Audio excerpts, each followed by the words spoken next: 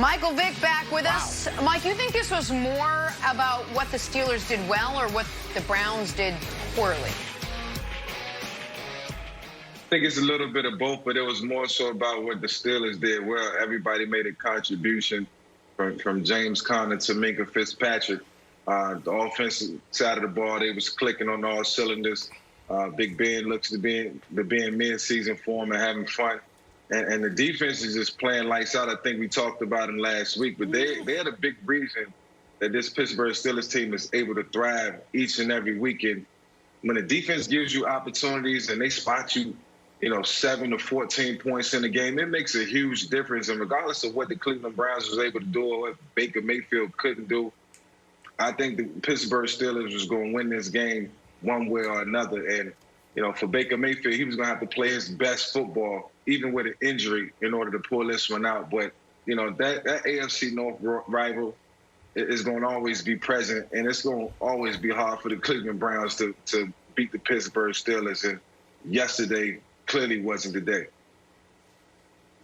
No. This was all about Steel City. Why? Because they held Myles Garrett in check, 1 sack. There's some players in the NFL that you just say, you know what, if we give up 1 sack, that's a good game for us. We contained him. J.J. Watt, Aaron Donald, Sue in his prime. Those are guys like you'll give up 1 sack. Hell, you'll give up 2 sacks and you'll feel good about that. So they did that well. The second thing, Big Ben finally connected on the deep ball. Coming into this game, he has 24% throwing the ball 20-plus yards through the air.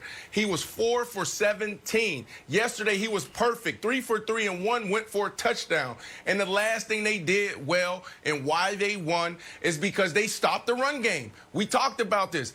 If they make Baker Mayfield and this team one-dimensional, they will have no chance. The Cleveland Browns will have no chance. So you look at how they came into this game, averaging 188 yards a game, and yesterday was 75 yards. That was an unbelievable display of defense. That front seven from the Pittsburgh Steelers, they're one of the – it's either them, the Bucks, as far as the best front seven out there. I think the Bucks front seven's really good. I don't think anything's close to the Steelers front seven. To me, the Steelers front seven is the best unit in football. Offensive, defensive, special teams, take every team in the league. Who does what they do best, the best? Right now, it's that Steelers defense in their front seven. That was the story of yesterday's game more than anything. And by the way, as a Chiefs fan and someone who has already bet on and damn near guaranteed a Chiefs Super Bowl at least appearance, if not victory, the Steelers concern me because of the way they can get to the quarterback. But Jenna, ask the question you actually want to ask. This part is not interesting to you. Ask the question you actually want to ask, Jenna. Go ahead, Jenna. I honestly am fascinated in the future of Baker Mayfield. I don't know if he's legit, if he's here to stay, or if it's all temporary because he had a flash in the pan.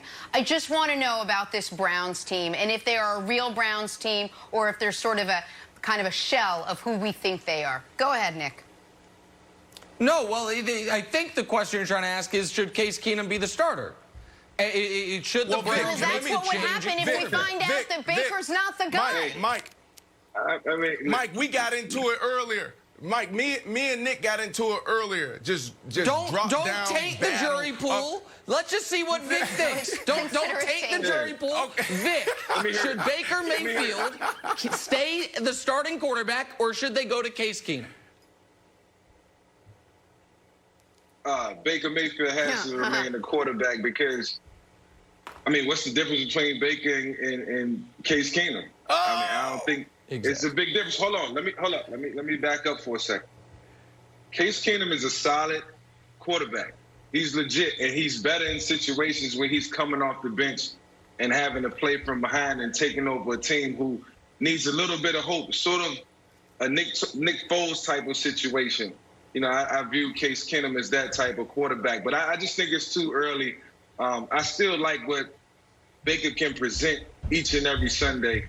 It just has to be more consistent, and it has to show up in bigger moments like the game against the Pittsburgh Steelers.